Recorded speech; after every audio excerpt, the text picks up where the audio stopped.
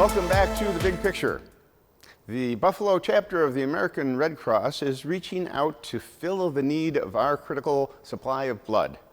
Joining us now is Jay Bonafede, Red Cross Communications Specialist, to fill us in on what's exactly going on.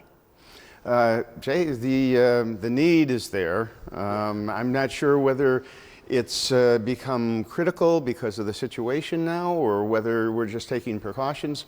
Tell me what the situation is. Sure. So, I mean, the first thing is the need for blood is constant. You know, even in what we would call a normal setting, in ordinary settings, someone in this country needs blood every 2 seconds, and blood has a shelf life, blood cannot be manufactured, so you can see why that need is constant. So now what we're seeing is we're actually calling it a severe shortage, and it's because we're seeing an unprecedented number of blood drive cancellations thanks to the coronavirus concerns. If you think about where a lot of our drives are normally hosted, there are places like colleges and schools, businesses that have gone virtual or shut down as well. And so that's caused, you know, just here in the Western New York region. So the region I cover is a little further out than Buffalo, Rochester, Binghamton. But in that region, it's about 420 blood drives just in that region alone that have been canceled because of this. That's about 11,000 units of blood that have gone uncollected. Nationally, the numbers are even larger, over 6,000 drives canceled. So you can kind of see where that need has come from and why we're encouraging people that are healthy and eligible to make that appointment for the days to come.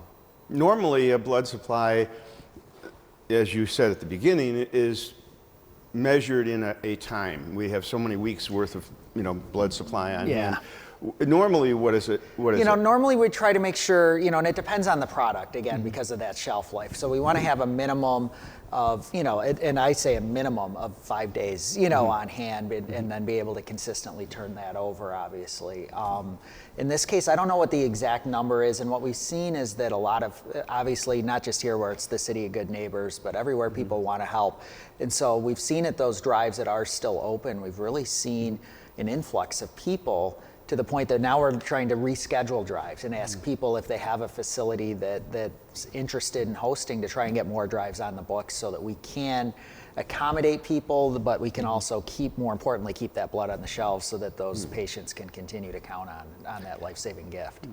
Now, if somebody is out there and they've never donated before and they're thinking to themselves whether they would be acceptable as a donor, say they had mumps or measles as a kid and they're just not quite sure whether their blood is basically something that can be used, what would you say to them? The first thing I would say is that we're going to ask a lot of those questions when you come in. And so you can get in advance, if you don't want to make the appointment, there's some of that advanced screening that you can do online. Some of those normal, for lack of a better word, health questions that we would ask are available online. They're at redcrossblood.org.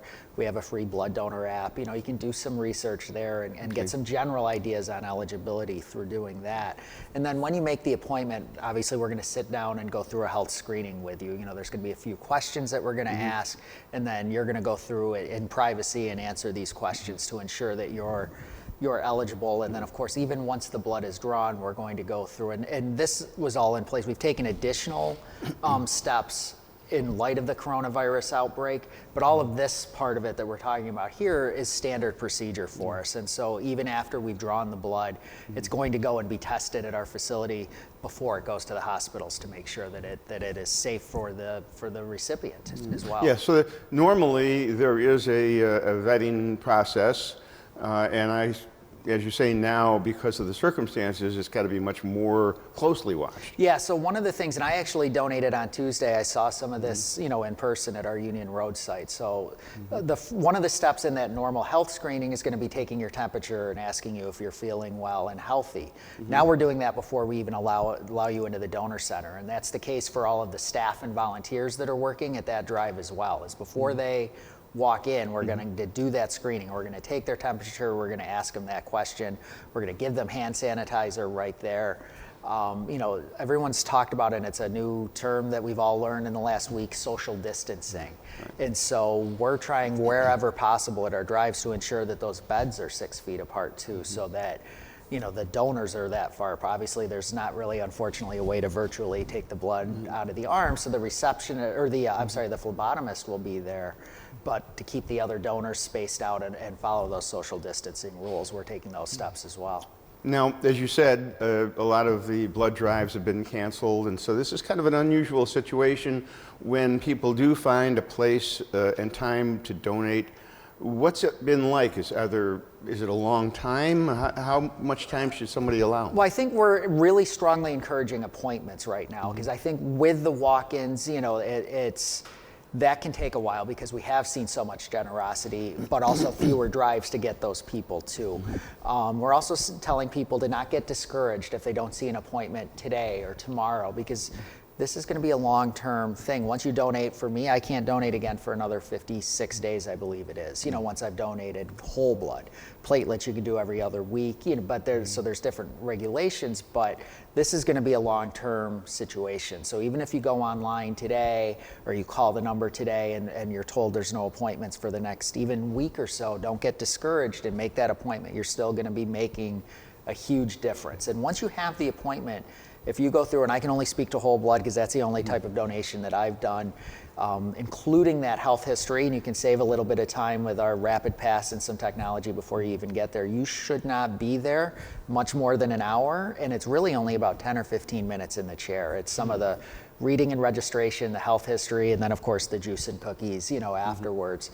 That add up to that about an hour, hour and a half. Platelets take a little longer. I think it's a 2 to 3 hour process. I've never done that personally. But that will be explained as you make your appointment too. And how do people know where they can sign up, where they can go? How do they find out about this? Yeah, best thing to do is to go to our website, which is redcrossblood.org, or have that free blood donor app. You can also call, we have a national number of 1-800-RED-CROSS. You can call locally as well. But and right now we are strongly encouraging those appointments because it's such a fluid situation. There may be a blood drive scheduled today that unfortunately has to cancel, or vice versa. We are working really hard. As I said, we're looking for facilities that may be willing to host a blood drive. And so we're working hard to add blood drives to that list as constantly as we can. So that's really the best ways to go to the website or the blood donor app.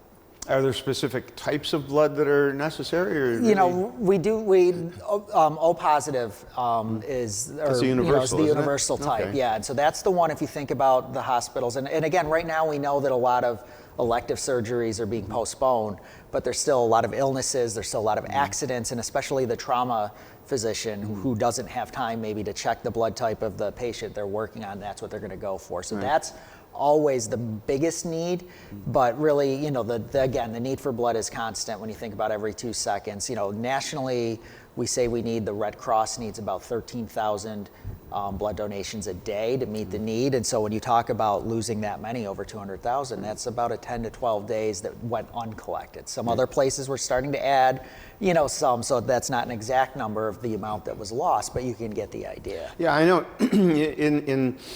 in extreme cases, an accident with multiple victims, you can run short very, very quickly. I know I was in a helicopter crash, and I have like the second rarest kind of blood. I guess it's AB negative or something like that. And they gave me like 4 units of blood at the airport when I was laying on the ground, and another couple of units of blood in the ambulance on the way. Yeah. And by the time they were finished with me in the emergency room, they went through another 3 or 4 units of blood. They ran out of blood. I was like, I was like a vampire. I took everything they could give me. Right. And so they had to ask for donations because they were that short on that particular kind of blood. And one of the nice things about being the Red Cross, and being a national organization and having that national inventory is we can work through that national inventory system to make sure that the blood gets where it's needed most. So obviously, like you said, in an emergency situation like you unfortunately had, if a hospital, even if they were contracted with another organization, or if we were in a November time frame here, we're able to use that national network and make sure that there's still blood on the shelves for the patients that need it. Now, there hasn't been any change in the demand for blood now, right? I mean, that's situation correct. I could see, and I don't think it's happened yet. I could see a situation where it goes down, if anything, because of the elected surgeries. Right. But I haven't seen that yet. I haven't, that's just something coming. The coronavirus, as of right now, the treatments for it anyways. And again, that's obviously a fluid situation too, but that's not a transfusion-based, treatment at this point. Right. Okay. So people can go on your website and find out where it's appropriate to go and make an appointment, basically, ahead of time.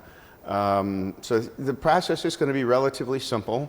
And again, there's no rush. I mean, if they can't get an appointment today, within the next few days, at their leisure, I mean, people certainly have enough time these days. Yeah, and the need is going to be constant, and it is going to go. And so again, we figure, this response is going to take a long time. The coronavirus response, and so that need for blood because of that is going to take days and weeks, and really months. In terms of that blood need as well. What's the most common question you have when you talk to people about donating, and they haven't really thought about it, and they really don't know much about the process? I think it's some of what to expect when you get there, and some of the safety questions too. Like, how are we ensuring that they're safe? How are we ensuring that it's safe for the recipient? And again, some of the steps we talked about that we take specifically for coronavirus are in addition to people wearing gloves, to using sanitizer, to wiping down the arm, the types of things that they do on a regular basis anyways, to make sure that the process is as safe as possible. One other thing I'll say is, there's a lot of people that are not eligible for any number of reasons. They may not be feeling well now. They may have traveled to a country, any of the regulations that we follow from the FDA to ensure a safe blood supply.